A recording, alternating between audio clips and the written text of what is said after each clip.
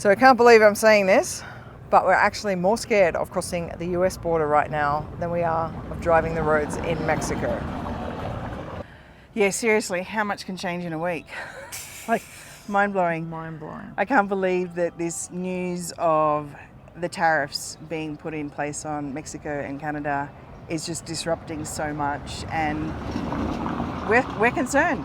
To be honest, we're concerned. Well, I think we're also concerned about the closing of borders. There's some discussion that that's going to happen, at least from the US side. So how do we take a van and a car, or at least a Mexican car, across the border right now? Or, you know, in a couple of months' time? I don't know, just don't think it works. I mean, we've got some friends who've been really concerned, that's for sure. Like, even for us to make the first decision to sort of stay focused on Mexico, we were open to the fact of driving north into US and Canada. But those concerns of our friends were more sort of like, hey, you know, because of this whole sort of situation in the US is really precarious at the moment, we're concerned for you. We're concerned for you being, you know, two females traveling together. Yes, we are a same-sex couple, but we've never had a fear about that because most people just say, oh, you're sisters or oh, you're friends. Like, it's easy to work around that it's one. It's nobody's business whether we're married or not, really.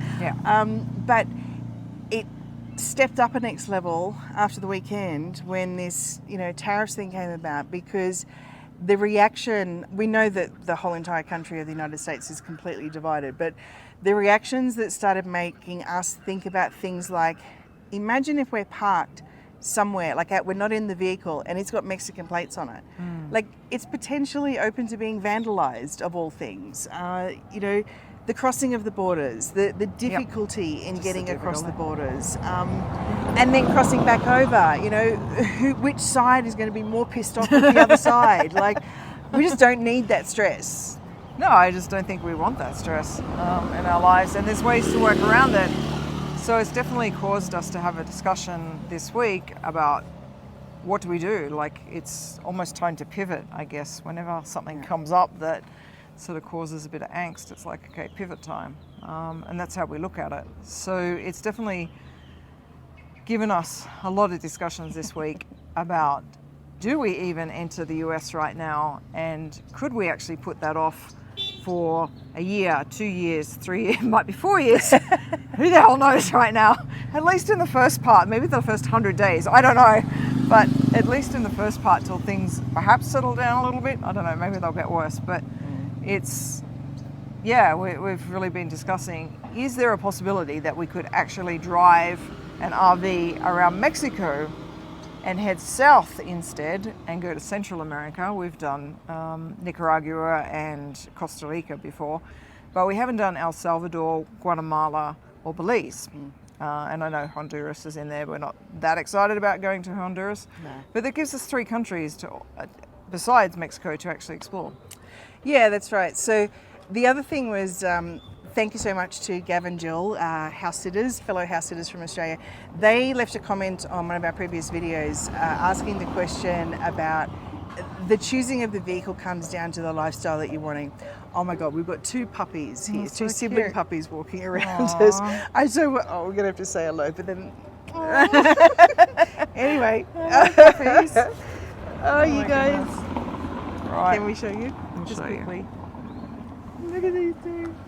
Oh my God. So worry.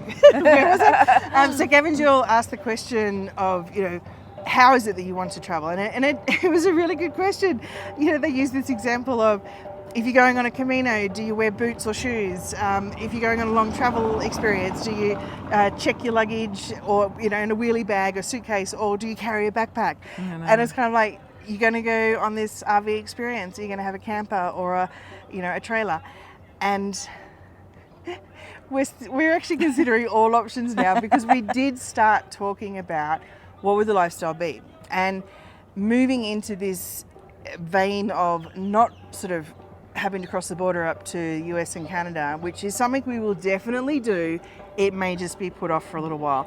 So looking at Mexico, we did sort of look at it and go, we know how to move around the country to suit the weather, and we could just pull up for a couple of months. So what is it that we need to be comfortable for a couple of months at a time, and then just drive to the next location? But ultimately, right now, I think,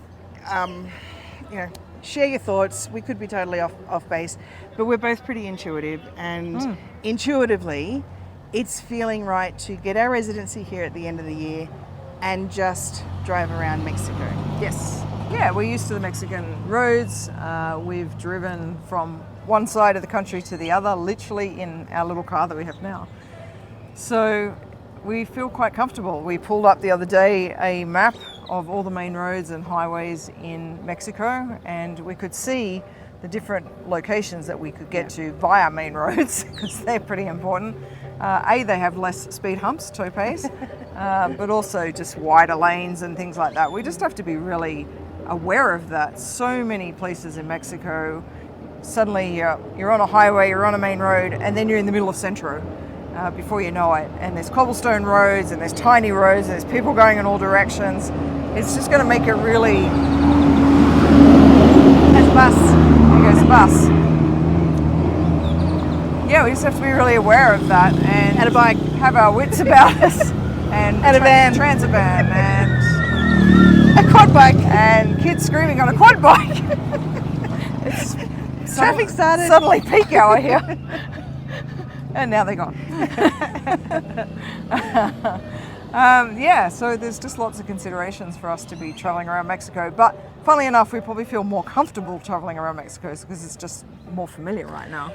And on top of that, we've had to have a bit of a reality check, eat a bit of a reality sandwich, as they say. To go from the very small guaranteed income we've got to have to really push ourselves to get that higher income to be able to afford traveling US and Canada. We've worked it out down here, especially if we do the slower travel. Is going to be a lot more affordable. Yes. And right now we don't need that sort of added financial pressure. And even with perhaps getting down to the final decision on what it is that we end up purchasing, it may not be what we talked about in the last episode, purely because of finances as well, like what's available to us, and how we want to do this, how long we keep our little car for before we sell it, how we do the changeover, all that kind of stuff we'll talk about in future episodes. But it was a big one to pretty much instantly halve what had been talked about. Instead of $3,000 a month boondocking in the US, we could actually be on half of that here in Mexico and have really great weather and be a lot more affordable. Yeah, I think the thing for me is I didn't realize there were some really cool RV parks around Mexico. So, near beaches and things like that. We talked about that in the last video. So I think that's cool. I'm actually really looking forward to it now, to check out more of Mexico. There's so many cool places that we haven't seen yet, funnily enough, even though we've done lots of travels through Mexico. I'm quite keen to get out and have a look. Yeah. So anyway, that's it for this episode. Sorry, US. You're not going to get our tourist dollar for a little right while. Now.